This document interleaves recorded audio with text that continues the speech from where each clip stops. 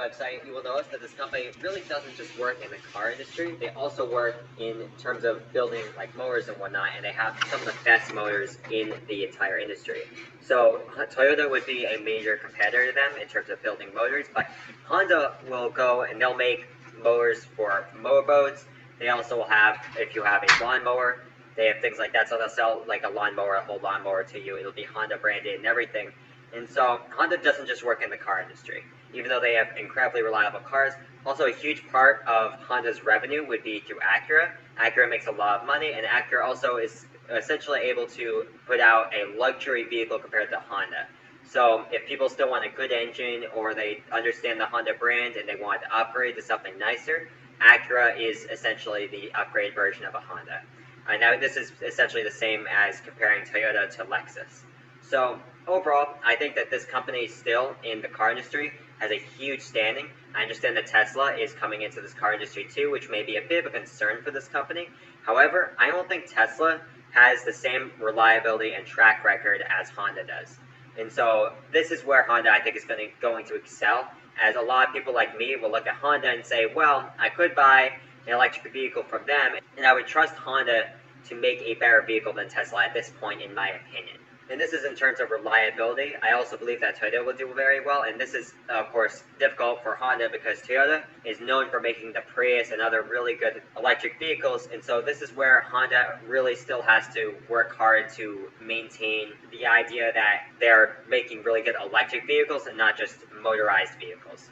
So definitely keep that in mind, as Honda still has a bit of work, I think, to kind of gain that extra market share from Toyota. But I think Honda is on its way to doing that, and I think when things start to switch over to fully electric, I think Honda will still hold a pretty good track record in that space in terms of reliability. Now let's take a look at the intrinsic value of the company, because this is where things get pretty interesting. We consider that this company currently has a projected free cash flow intrinsic value of $56.34 a share. Now, of course, this is one way of calculating the intrinsic value. There are many ways. This is, like I said, the projected free cash flow model. So let's take a look at how that is calculated. We can go down here, as long as you scroll all the way down on GuruFocus.com, they calculate this out for you. You can look at it and you can see that there is a growth multiple, which is just the projection or the projected growth of the earnings each year. Then you multiply the free cash flow by that, which is a 6-year average, and then you add the total stock and equity, which is simply the assets minus the debt of the company, multiply that by 0.8, and then divide by the shares outstanding in the market in order to get the intrinsic value per share of the company. Now, I understand that the growth multiple may be different compared to if it's a tech company, or growth of the earnings may be a bit higher, so that would suggest that there be maybe a bit of a premium when you're buying the stock because it has faster growth. However, this company is currently pretty slow growing, and so we have to understand the growth multiple is not very high for this company at this time. And if we take a look at the book value per share, we can see the company has $49.05 as just the amount of assets per share that you get.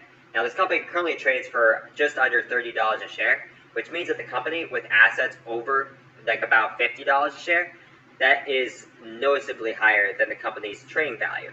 When the company has a much higher book value compared to the trading value of the stock, that means that the company literally has concrete assets that make the company's trading value worth way more. And so the idea is that the trading value should always be above the book value unless the company is not making any money.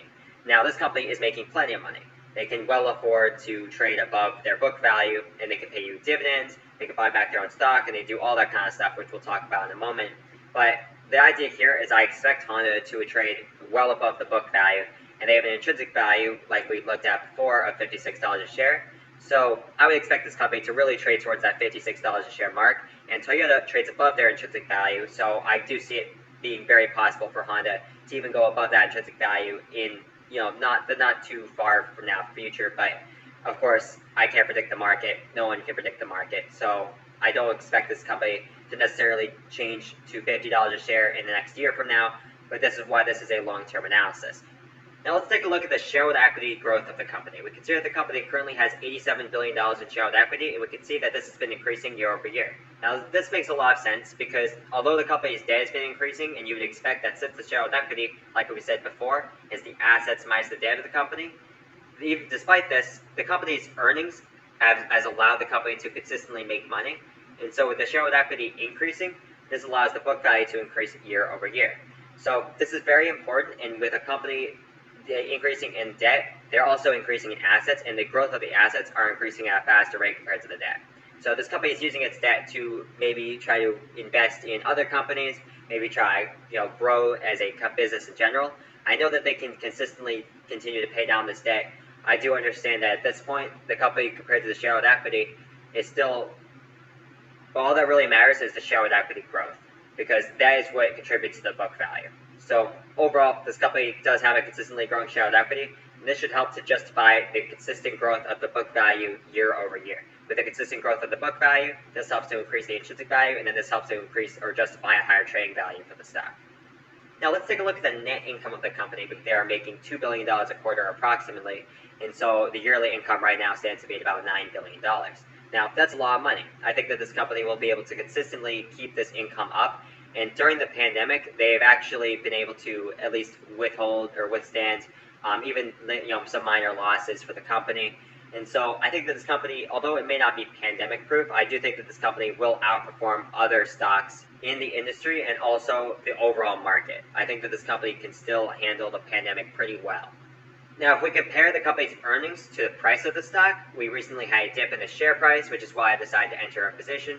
We can also look at the price to earnings and see that it's currently at about 6. That is very low. However, the company does have a price to earnings that is typically around 6. So we can see that they've had price earnings of 5 in the past, 4 in the past, or not really 4, but more 5 to 6 about.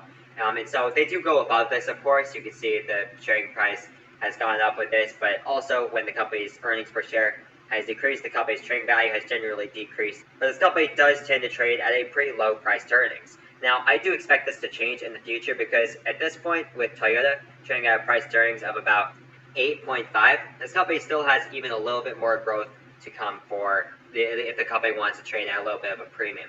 Now, a price to earnings that low is still very, very low, and I do expect overall that the industry will trade at a higher price to earnings in the future. Tesla, of course, trades at enormous price to earnings of about, maybe 350. They trade at once price to earnings of 600. This company, however, is not like Tesla. I understand that. But I do think that the car industry in general could have a higher price to earnings in the near future. Now, the company currently does buy back their own stock. We have noticed that the company hasn't been doing it too much recently, but over the past few years, the company has been willing to decrease the outstanding shares in the market by a considerable margin, which helps to increase the outstanding shares and then helps to increase also the intrinsic value. If there's less shares outstanding in the market, then the assets are distributed across, of course, less shares. So each share is worth more. That's the whole point of it. So when a company buys back their own stock, this helps to benefit the shareholders' value and also helps to increase the trading value as time goes on because it helps justify a higher trading value. So this is very important that this company is doing this, and they also pay out a really good dividend. We can see that the company currently has a dividend yield of about 5%, and this is because the company has made quite a bit of money recently. Now, we also have to understand that the company is paying out a dividend quarterly, and it's based off of a percentage of the earnings. So this is very important. I think that the company is really, truly making you as a shareholder invest in the company by paying out a dividend that is truly accurate as compared to the performance of the company. I understand that they may lower their dividend, they may raise their dividend, so if you're looking for a solid dividend stock, you may not be too interested in this company because it may be pretty volatile. However, this company still does pay out a pretty good dividend, and I think that this company will be able to consistently pay out a pretty decent dividend in the long term as well. I don't see Honda going anywhere. I think that they're a great car company, and so overall, in terms of just their industry that they work in, I think the company is going to do well in the industry, and I also think that just for motors, people still need them.